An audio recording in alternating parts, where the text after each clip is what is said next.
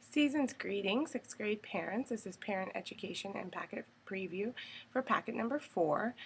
First thing I want to start off with is 6th grade camp is coming up on January 10th through the 13th.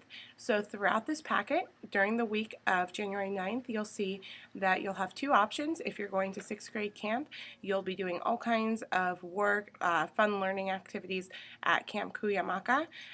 If you're not attending camp, you'll see that you have some other fun extension enrichment activities. We will not be moving forward with math or our literature selections, just so everyone can stay on the same page. That said, jumping right into math, we'll be working on lessons 56 through 70. We'll be continuing our study with fractions. We'll be working on multiplying and dividing fractions, working with complementary and supplementary angles, and also classifying quadrilaterals.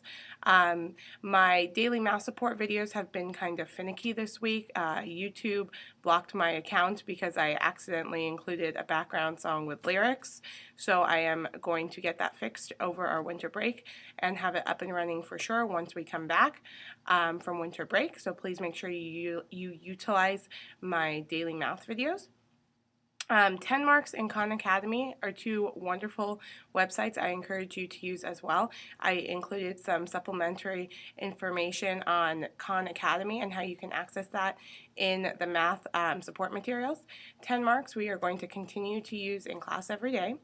At home, I encourage you to make sure that your students are labeling their work with the appropriate unit. So if we're talking about feet squared or giraffes, how many cookies, whatever, please just make sure that your student is labeling their work. Also, I like to include real-life connections in our math lessons. Let the students know why it's important that we're learning whatever math lesson we are, how they can connect it to their real life. That's about it for math. For language arts, one of the major changes you'll notice on the AWR is there is a grammar day. For each day, I put the suggested day you should be on. Some of the feedback I've gotten at conferences is, well, what day should we be on the wiki? It was actually supposed to be noted on the AWR from the beginning of the school year, so that is fixed now. If for some reason you're ahead or behind of the suggested schedule, please keep going at your own pace. It is a suggested day. You do not need to cross it out on the AWR. If you do a different day, work where you are comfortable. Please continue to have your students continue journal writing, continue working either on the Coastal Spelling program or Spelling City. Spelling definitely needs some work in 6th grade. Ask your student when we revise their writing. A lot of times there are many spelling errors, so let's continue to work on developing those good spelling habits. In class, we'll be working on an expository essay, so that is definitely something to look forward to. We'll also be continuing to work through excellence in writing, learning new ways to dress up our writing. You'll see that keyboarding and handwriting are optional on the AWR. Some more feedback that I've got is, well, how do we fit everything in? How do I teach my child how to keyboard, how to handwrite, vocabulary, spelling, grammar? What is most important? So all of the things that are most important, you'll see, are not optional. Handwriting and keyboarding are both very important, but I do understand we cannot do that every day. So I ask you to incorporate that as needed during the week. Suggested maybe 2 or 3 times a week. Vocabulary. Vocabulary, for the most part, I'd like you to try and incorporate our literature vocabulary. There's a lot of really great vocabulary in Tuck Everlasting, so I encourage you to use that vocabulary as your vocabulary component. Moving right on to literature. Tuck Everlasting is our book for this packet. We will be spending 2 packets on Tuck Everlasting, so please don't hurry up and finish the book. We'll be spending 2 full packets on it.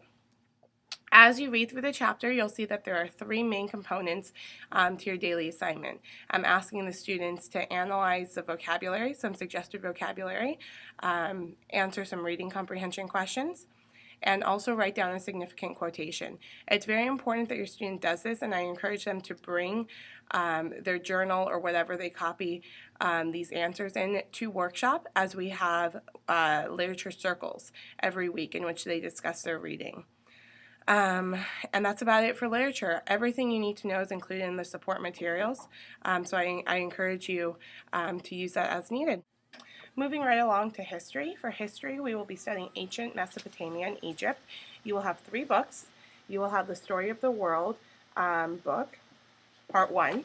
You'll actually have the World History Atlas and our Ancient World textbook over here. Okay? So please make sure you check your students' backpacks. They should have actually brought them home last week. Just some highlights to look forward to for our study. We'll be studying beginning in 6000 BC and working all the way up to 2000 BC this packet. Please be aware that there is a showtime option for many of the activities. Instead of completing a worksheet or questions, students can complete the worksheet option. Many times the option can include an art activity, a science experiment, a theatrical play, or a different extension. Something else to be aware of, there's a lot of vocabulary in this packet. Students are encouraged to create picture cards where they list the word and then a picture description to help them remember. Or if you have another way that works for your student and their individual learning style, please do that as well. Just be aware there's a lot of new vocabulary in this packet. Some highlights as far as what the students will actually complete at home. Students will learn and reference different primary and secondary sources. They will create a personal timeline about their life. They will also create a cartoon strip depicting the life of a nomad. They'll also be completing some map work. And then in week 4, they'll have a choice to complete 2 different experiments that will help them learn about the mummification process. Project 1 is a science experiment, and Project 2, they'll actually be creating a chicken mummy. So that's something really exciting to look forward to. And then lastly, they'll be learning and designing their own pyramids. Lastly, moving right on to science, students will be learning about physics, part 1. There are 2 packets of physics, so we'll be beginning our first study. They'll be using their science source book.